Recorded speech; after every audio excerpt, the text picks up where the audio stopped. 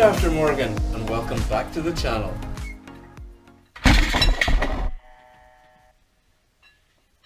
Do you own an E39? Or perhaps you own an E46? With the famous M54 B30 engine?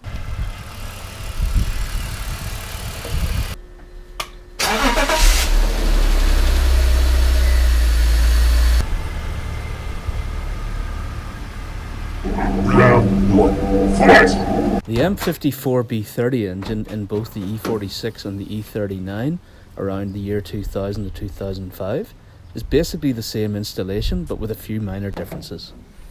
And this is mainly on the engine air intake, which is a little bit simpler on the E46, and on the E39 there is a more complex radiator and fan shroud.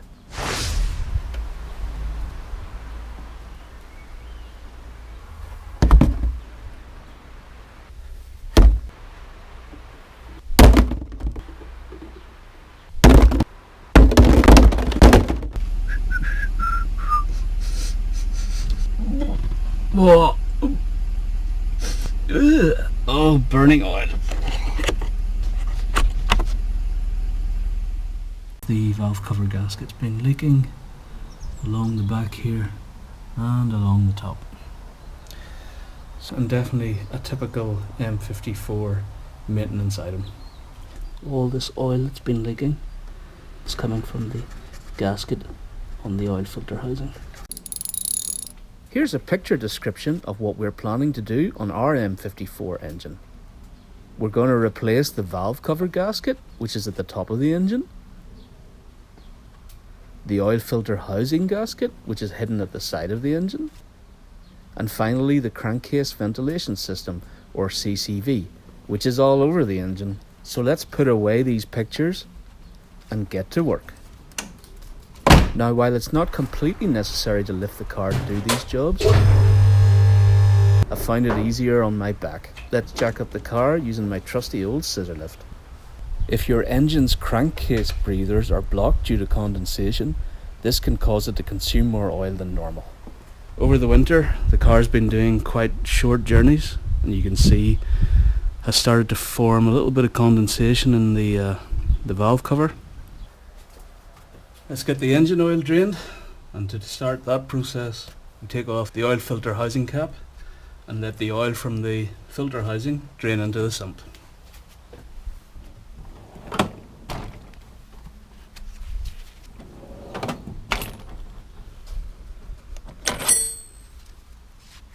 .36mm socket.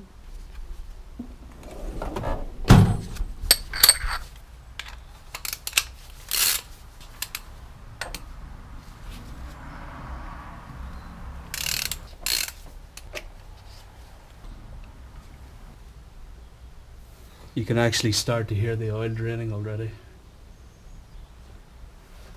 So we'll just leave that off for a few minutes, and while we wait for that, let's go and take the oil sump bung off and drain the rest of the oil out of the engine. 17mm socket this time for the oil sump bung.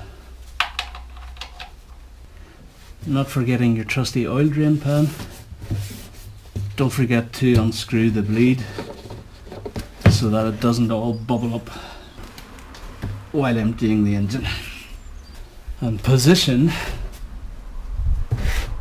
where you think you might get oil all over the floor, because that's exactly where this will need to go.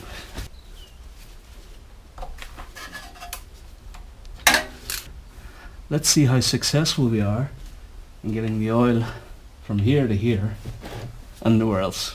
I don't predict success here. Ah! Bollocks! So what's the carnage?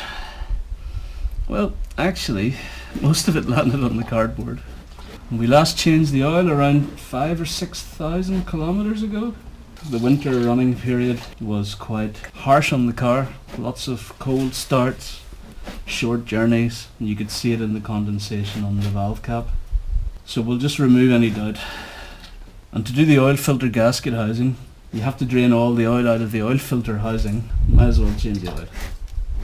Let's have a look at the carnage.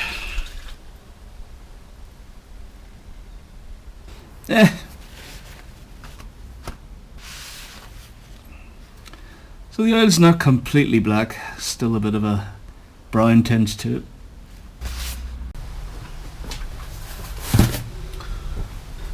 So here are all the parts we've bought to do this job. Oil filter, Dipstick O-rings, Venus crush, washers, oil filler cap, ventilation breather valve, sealing ring between the valve cover, throttle bar gasket, valve cover gasket, oil filter housing gasket, lower O-ring, and lastly, some gasket. let's get all this fitted and refresh the cooling system. 5 minutes later, fully drained. New crush ring, that's the L ring number if you want to look it up. Shiny.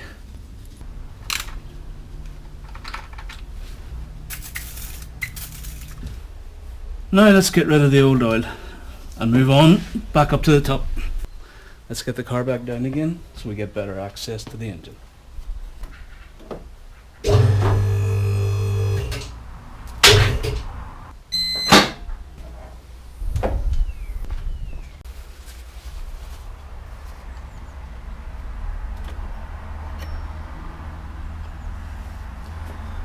So we'll take a look at the old oil filter later on.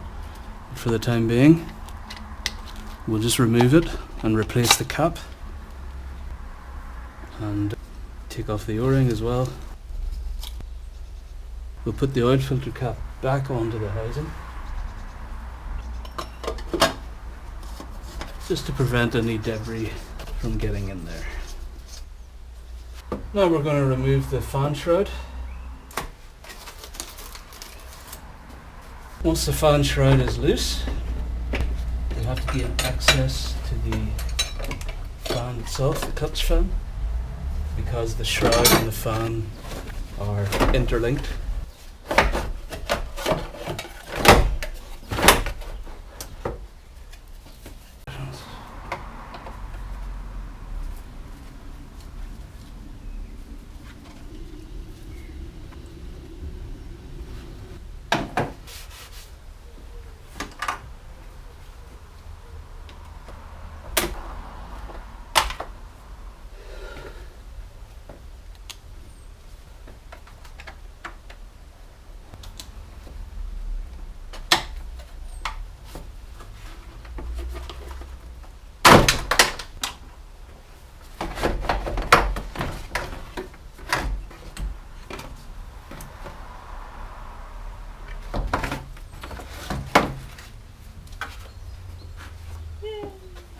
It's all rooted around this fan shroud, so I'll take this pump out, unclip all the hoses, electrical connection, and then the shroud comes out. Now removing the fan shroud on the E46 is somewhat easier than the E39. And this is an electrical fan.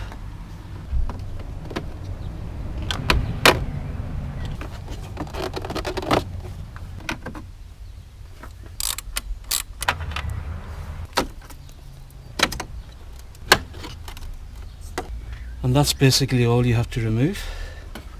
The fan shroud should simply slide out.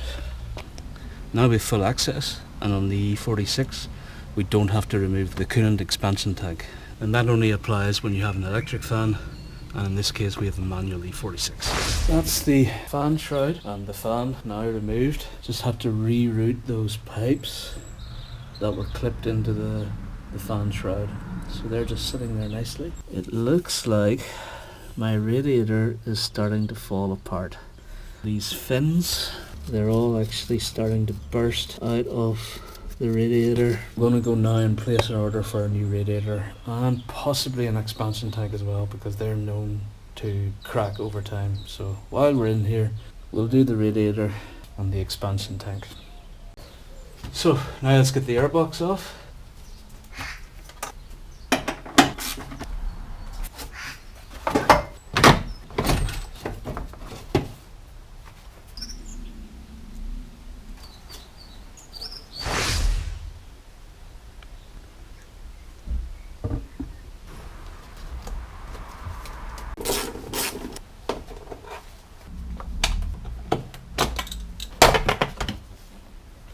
With the intake plenum and the air filter now removed, we'll take off the diesel valve, which will give us access to the clamps which hold on the rest of the intake boots. The process we're using here to change out the CCV system, it also worked for the E39.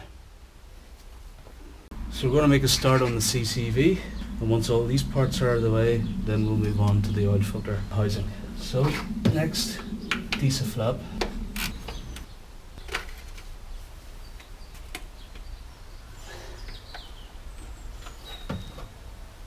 And this DISA has already had the aluminium flap mod, removing the pin on the end and just having a solid screw the whole way through, and looks like everything's still in order. Now we can take off the intake boot.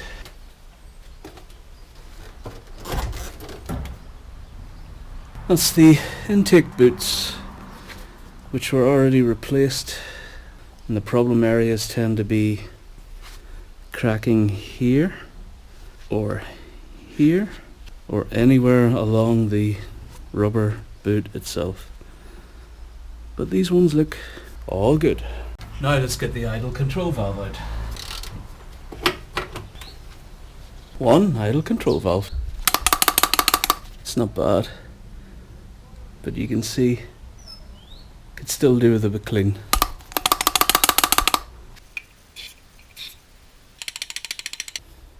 Now with most of the air intake system removed, the next thing we need to take out is the dipstick tube. There is a bolt just there, and then we need to pull it out of the sump. Before we pull the dipstick tube out of the sump, we're going to clean the area around it so that none of the schmutz gets into the sump. First thing we're going to do is slit the old oil drain pipe from the CCV so we can remove it, and then the dipstick tube will be more free to come out.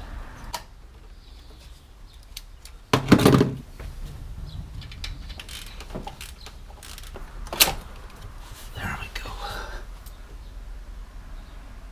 So all the schmutz that was lying here has not ended up in the lower part of the tube, which goes into the sump.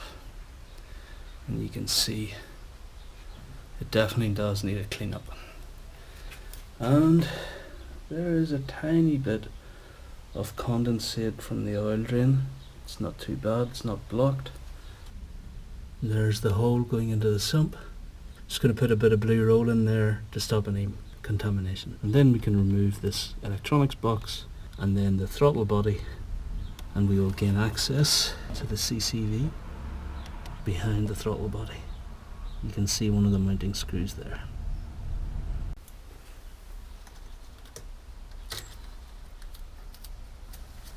Now we're going to remove the electronics box.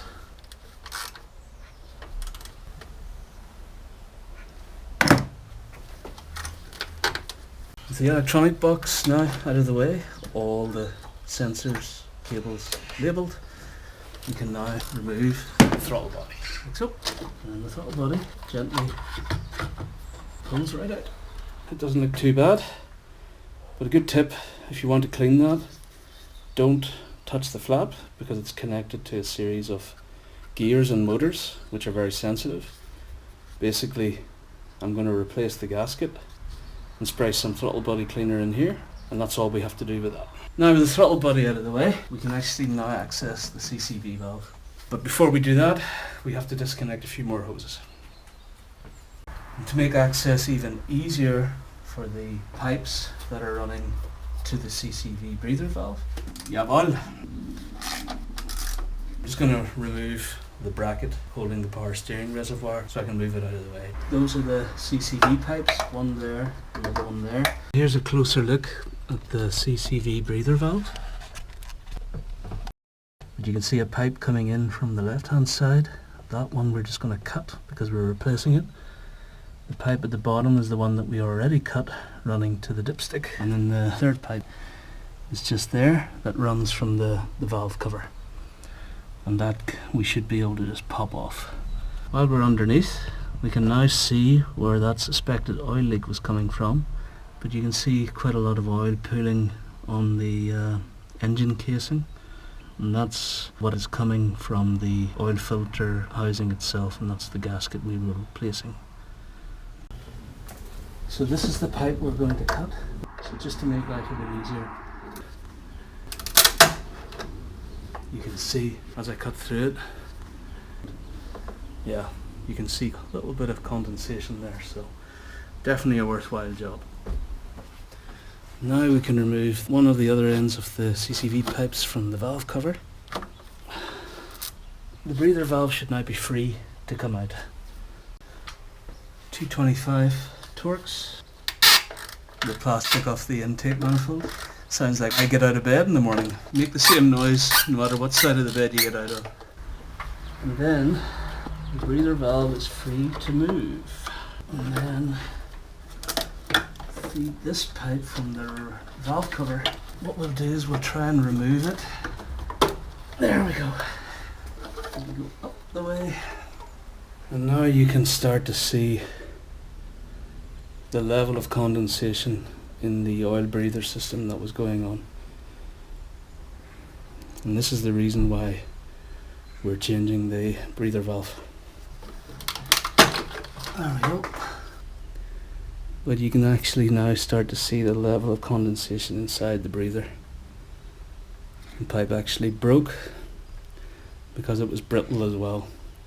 But we're replacing the entire thing. The only thing we're keeping from this is this little plug, which will fit to the new breather valve. And that's the oil drain that we sliced earlier. And you couldn't see a little bit of condensation in there as well. Milky. We're making good progress. The CCV oil separator is now removed. So we're going to take a break from the CCV. You can see I have a little bit of rust on one of these brackets. I'm going to clean this up, give it a lick of paint. It's very clear to see that there's been another continuing oil leak from the Venus pipe and from the oil filter gasket housing. So what I'm going to do now is remove the Venus pipe, but we have to take the alternator out to be able to move the oil filter housing, and to do that we're going to take off the belts. So take off the AC auxiliary belt. We have to loosen this tensioner, which will release the AC belt.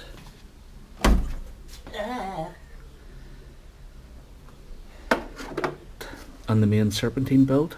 This tensioner, which will release the main serpentine belt.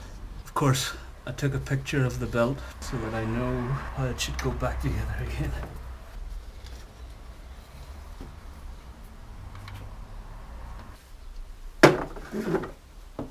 So naturally, don't forget to disconnect the battery before you start messing with electrical equipment. We're going to disconnect the terminal from the battery. It's just a plastic nut so that it's insulated. We can start to unbolt the alternator.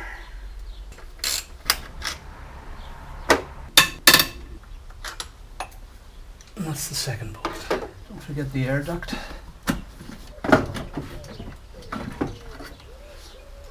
And boom, alternator is out. Look inside the air duct. The air intake in this case is full of leaves. For a minute we'll move back onto the top of the engine and we'll remove the remaining parts of the CCV hoses that are just underneath this cover. I've already done this job on the E46 and you can see the full series linked above my head. The HVAC intake system on the E46 is in the way, but on the E39 there's two units, one here and one here, and it means that you don't need to remove them to take this off. And that's the difference between the E39 and the E46. So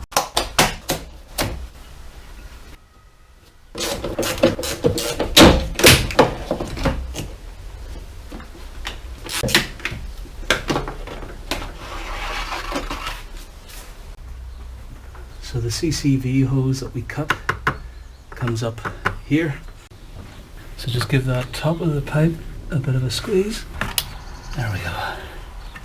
Unplug this injector and then that pipe just rotates out of the way. So it is a bit tricky, but position the pipe so that your little nose pliers can get either side of these clips, and then just give it a squeeze. So that's the remaining parts of the CCV system. We can move back onto the oil filter housing, and then we can snake the new pipes in when the oil filter housing is moved out of the way. It'll make it a lot easier. So while everything is still relatively sealed, we're going to just spray some brake cleaner on this area where the oil's been leaking before we can disconnect the oil filter housing. So it's not factory fresh, but it's definitely better than before, and there's no remaining oil left from that oil leak. So now we can take off this Venus pipe which runs into the back of the oil filter housing. 19mm for the Venus pipe fittings. So there's also 2 crush washers. One should already be on the banjo fitting, and the other one then sandwiches between the end of the pipe and the solenoid. So that's those 2 which we are replacing. And the other end of the Venus pipe is the back of the oil filter housing. A little bit trickier to reach, so we'll use a ratchet.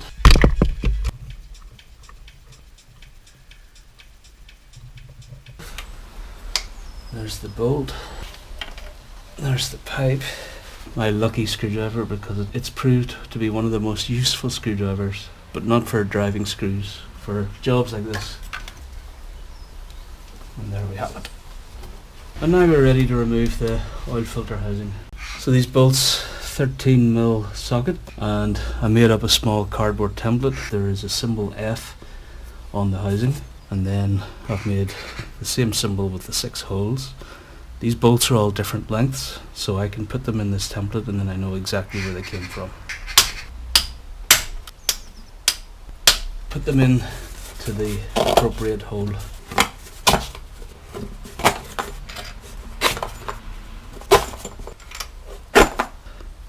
So that just makes sure they go back in the same way that they came out. So just a pry bar and a cloth. There we go. So very gentle, and the whole thing just pops off. So now we'll just tilt it to one side.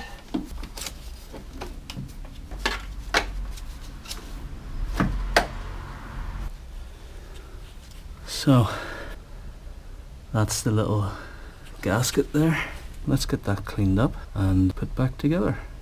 Now we're just cleaning up this the old-fashioned way, because I don't want to spray anything here with parts of the engine now open.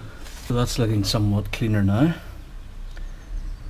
and we should not get the burning smell in the cabin anymore once we replace this gasket. So I'm just gonna take it out with a pick, and then I'm going to cover up these areas with some tin foil while we move back to the CCV, because now I have plenty of space to route the CCV pipe before I put the oil filter housing back. Yeah, the old gasket is quite hard. Broke as well, so just use a pick tool to prise it out, but it's not as pliable anymore and it actually easily broke. So that is definitely the source of our problem. So we just have to make sure we put the new one in the right way around and we're good to go. Let's cover these up and get the CCV in first. So just a bit of foil on both ends of the oil filter housing to protect it from any debris, and then let's get the CCV in. So don't forget to take the bung off the old one and put it onto the new one. And now we're ready to install this. Put some silicone grease onto the rubber O-rings just to make that a little bit easier to install. Push in and twist, and that's how you know it's in place. Through the intake manifold.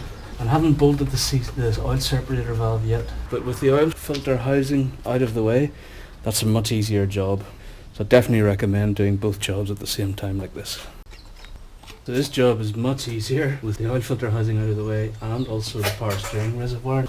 We have plenty of space to just snap it onto the oil separator, and that will just hang out there for now, and then we can snap this top one in.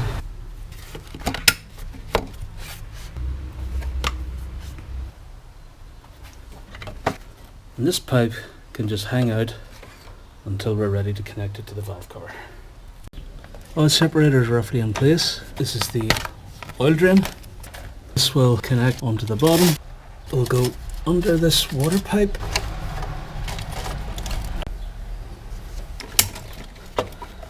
Now we can push the oil separator into its final position. And don't forget, they're being screwed into plastic, so they don't need to go on so tight. That's the oil separator in place with 3 of the main pipes now connected. Now it's time for the final pipe, which runs from this fitting to this fitting along the fuel rail. It goes under this injector loom and then just rotate it into place.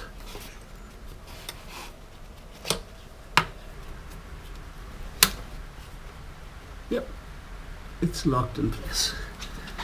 And then we can just tuck it in. Just be careful, this insulation is a little bit fragile. We can reconnect the harness. So, CCV oil separator system is now complete. The only thing we've left to do is reconnect it to the valve cover, but we'll do that after we change the valve cover gasket. So let's move back on to the oil filter housing and get the gasket in and get everything back together. A new throttle body gasket, and that simply slots into the throttle body.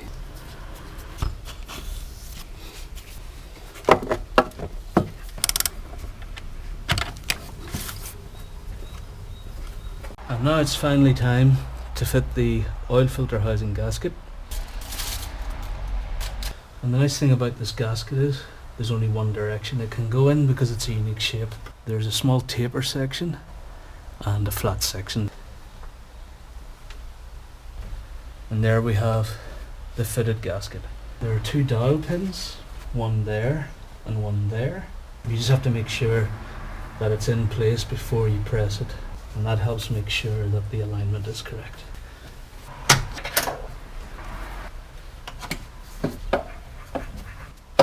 Remember our template, this one first.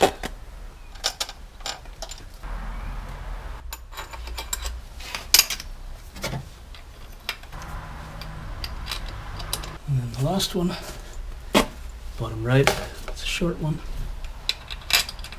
And then we're ready to torque them up.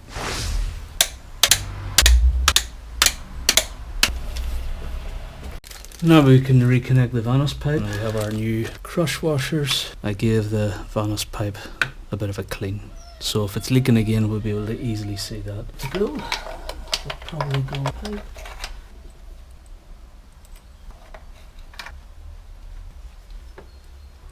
Now you probably can't see, trust me, it's there.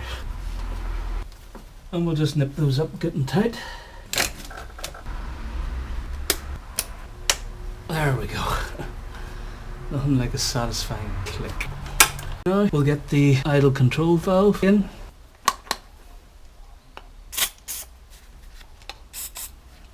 Next up, the alternator. And we'll torque that up.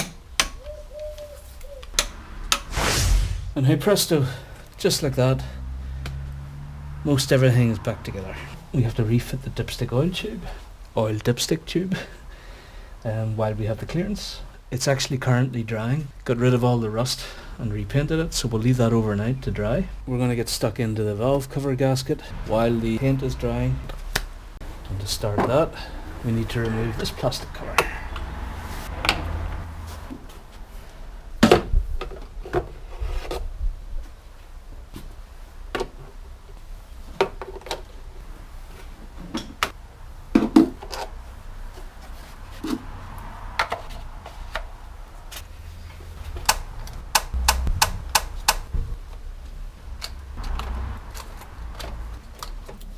So it's definitely a good idea to take off the HVAC duct.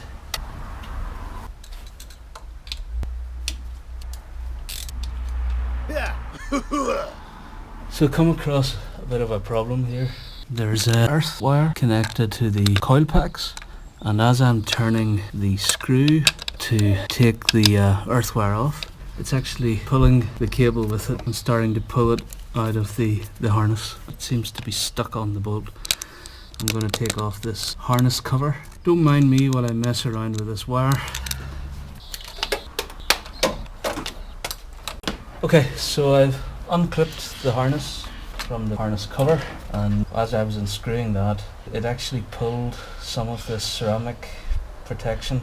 As it pulled through the harness, it cracked this ceramic resistor or diode, and I'm assuming with that cracked it's not going to earth properly and I could get a spark problem. I'm not sure if I can repair this, but I've just checked online and the harness is available from the dealer, and for the sake of €90 I think I'll just change it. Ah man. While you're in there, while you make a f*** up, yeah, just fix your own f*** ups. It's the best way to do it.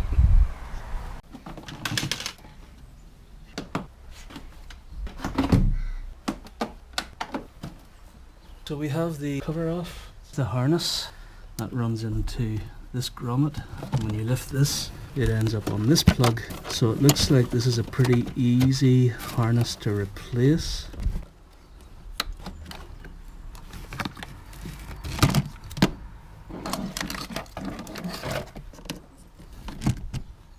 A standalone sub harness. When I try to turn this screw, normally this nut should come off. We live to fight another day. In the bin. So let's go to the dealer page and find under the part number from the dealer 8981. But a quick look on eBay and we can find the same part second hand. There's one available at more reasonable $35.90. Let's just label them cylinder 1 through 6.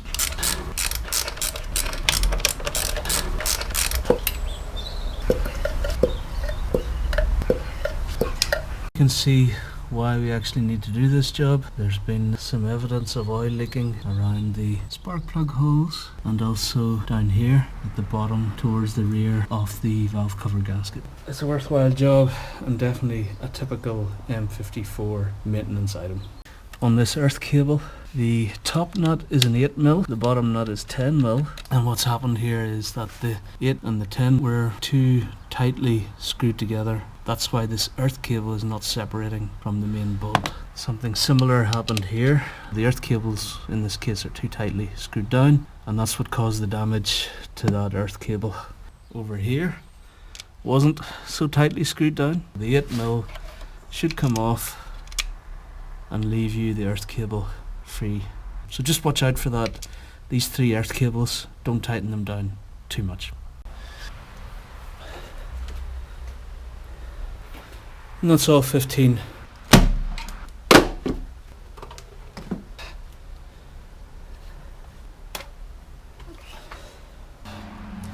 So I'll take this away and get it cleaned up. All the old gaskets from the valve cover removed. They're ready for the bin. Cleaned up the valve cover and all the deposits. Alright, around the gasket surface. The main gasket, spark plug hole gaskets, floppy, bolt hole gaskets as well. We'll start off by looking for the 2 half moons. There is none. Dry bond, 3 bond made of 3 chemicals.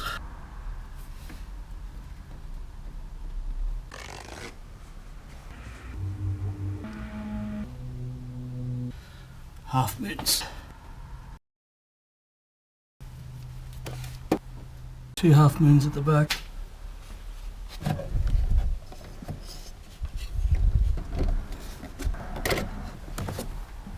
Time for the top hat nuts.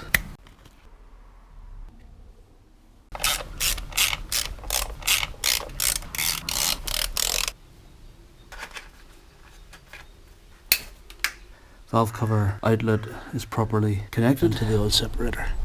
the oil filter housing is also free to turn. So let's clean out the spark plug holes. A little bit of oil residue in all of them. Somewhere there's safety-ish.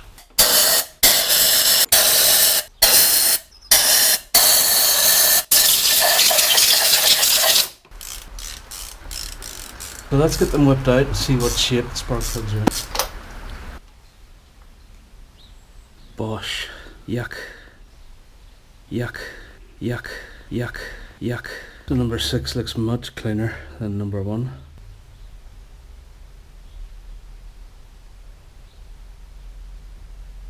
So we're going to replace the old spark plugs with NGK BKR6E UUP.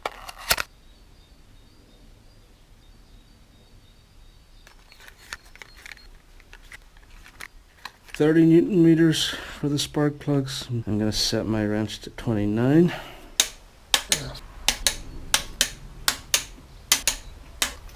There we go. Torque wrench is still showing 29. I'm good with that.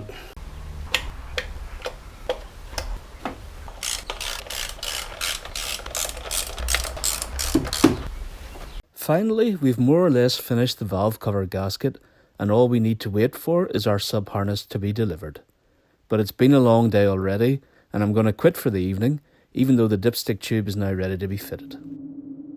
However, I had no idea that Europe was about to see the thick end of a snow front that was headed our way while I was settling in for the night. So I was planning to work on the car today.